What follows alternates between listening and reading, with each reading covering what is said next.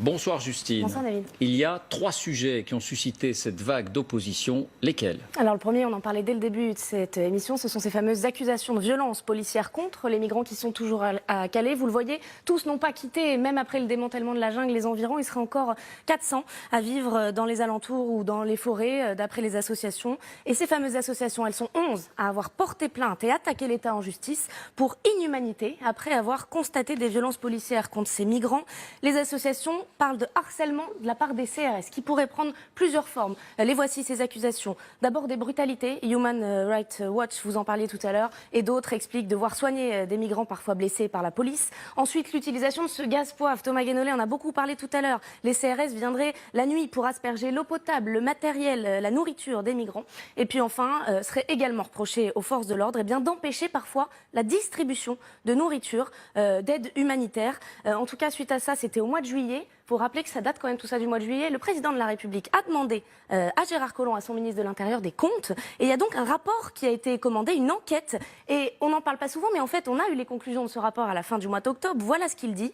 Plusieurs témoignages semblent confirmer un usage de la force disproportionné, voire injustifié.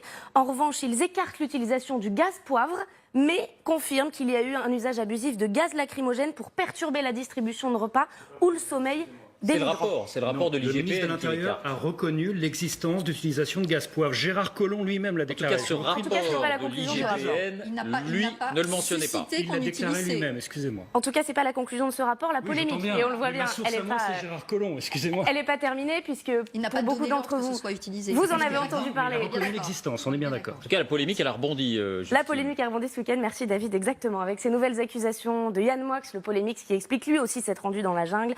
Il y a passé régulièrement des jours et des nuits, explique qu'il y voit une violence incroyable. Il explique en fait que depuis les conclusions du rapport, la situation ne s'est pas améliorée. Bon, alors la préfecture de Calais lui a répondu en démentant tout cela, en disant qu'aucun des faits n'a fait l'objet de signalement.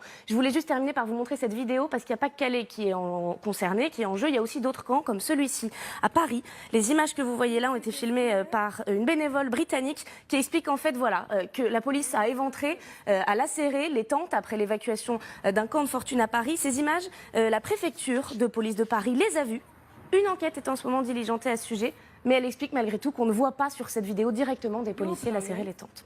Justine, quel est l'autre grand sujet qui fâche entre Alors l'autre sujet qui fâche, on en a déjà parlé aussi, c'est cette circulaire publiée par Gérard Collomb le 12 décembre dernier. La voici. Elle prévoit donc, on le rappelle, le recensement des migrants directement dans les centres d'hébergement. Et là encore, ce sont 27 associations en tout qui ont déposé un recours. Aujourd'hui même, elles sont représentées par un avocat, Patrice Spinozzi, déposé un recours pour dénoncer la remise en cause du principe légal d'accueil inconditionnel en hébergement d'urgence. Il y a 2 problèmes d'après eux. Le premier, c'est que ces contrôles affecteraient la mission de protection humanitaire des centres. C'est une grande première que la police mette les pieds dans ces centres d'hébergement.